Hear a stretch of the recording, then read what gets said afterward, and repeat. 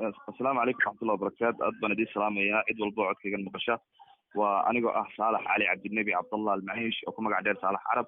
كنا هيسا أفك الصومالي الصوماليين كانت رسنا دولة ديان في الصومالية إثيوبيا وأي دنبنا حتى كسرنا هرقيسة أنا هرقيسة كوي مني وحنو جيمد دولك مصر بان وجيمد هرقيسة وحنو مدينة البرنامج كو قبطه وأن كو قبطي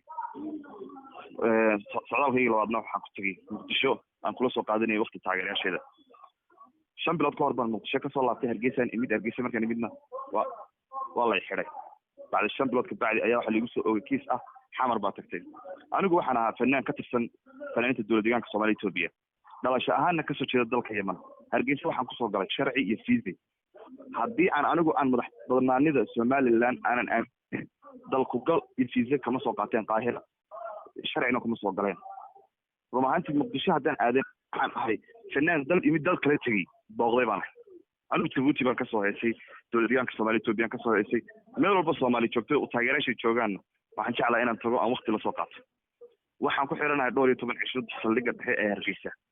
waxa la igu yiri CID baa ku haysta laba mar baa maxkamad la geeyay wax dambi gaar ah oo lagu soo oogay ma jirto dalka waxaan ku joogaa sharci iyo deganaansho oo waxaan ahay nin Yemeni ah oo deganaansho dalka uu saaray citizenki dalka uu saaray kaar qaxootiga haysta bana dalka sharciga uu yaala ma baalmarin cid ma dilin cid ma dhicin cid ma xadin fanaaniintii u dhashay Somaliland ee mushaar ka qaadanayay baa intii xamar tageen ka soo heesay ka soo noqday ayaa magaalada dhex maray oo aan cidna soo xidhan anigoo miskiin ah oo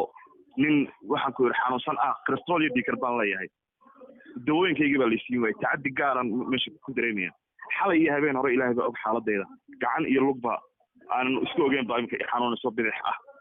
waxa la leeyahay kumaan soo xidhan CID baa soo xidhan CID soo xidhan xitaa ii geen taaganay shalay maxkamad ayaa la geeyay maxkamad laba mar markii la soo istaajiyo wax dambi gaar ah lagu soo oogo la waayay waxay tiri ninkan kiiskiisa hal soo gabagabeeyo eediisa rasmiga CID soo gudbiso maanta ay balanta in la geeyo layma geenin ilaa imika wax la igu haysto alaalaan ku xidhanahay ma garanayo xitaa naftayda caafimaad dhakhtar hal lagu geeyo ayaa la diiday war dhakhtar aan tago ba ay haysto maxamed loogiga gacan bidixay xanuuno aanan isku ogeyn baan isku arkaya dulmi baan ku dareemayaa meesha dhexdeeda waxaan ka codsanayaa dawladda Somaliland anigu dawladda madax bannaan iyo jiritaankeeda haddaan aaminsaneyn qawaaniinteeda iyo sharcigeeda ma mareen anigu waligay siyaasad ma dhexgelin waxaan ahaa fanaan taageerayaashiisa inuu waqti la soo qaato u tagay muqdisho haddaan ahaysan lahaa ogeysiis ah qofkii ajnabiga dalkayga yimaada muqdisho uma gudbi karana yaa oo aan ogeysiis ka haysan lahaa ma la sheegi lahaa maba gudbeenba waxaan kala sidnaa saaxiibada Suldaan iyo Xariiq oo inta Hargeysa maadaama muqdisho ka soo noqday waxa aniga il gaar iga dhigay ma garan karo ilaa abtino marka waxaan ka codsanayaa bahda saxaafadda xuquuqul insaanka loo yar xitaa inaan qabsado in wax ay dhaqdhaqaaqaan cid iyo ogol ma jirto ilaahay baa ku soo xidhay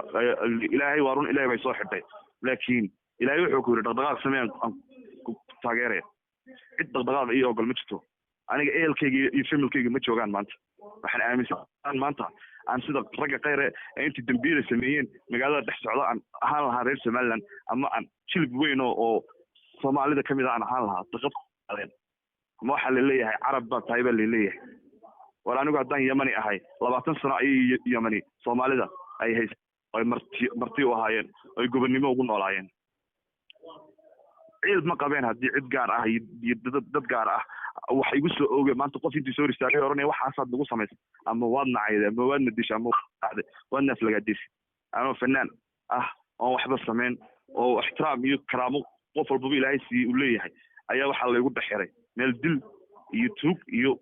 aan fanaaniintii iga horreeyay awal loo xiri jiray kiisaskan oo kale aan lagu xidhin ayaa la igu xiray waxaan ilaahay ka baryay ilaahay baa cadaalad hayay balse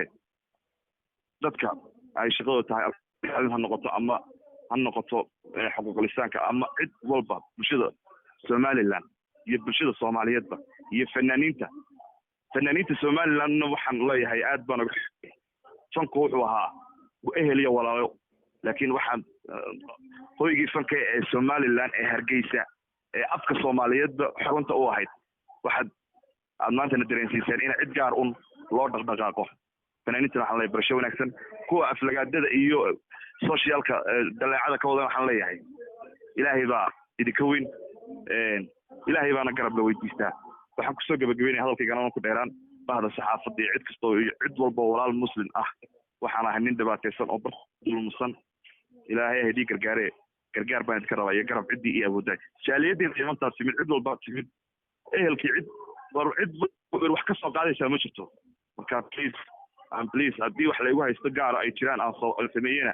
diyaar anaa oo ah wadadeeda laygu qaado haddaan waxba sameynna nin xanuunsan baan ahay rabadaanna weeyaan in xorriyaddeeda laysiiyaan jecel please waa idin baraya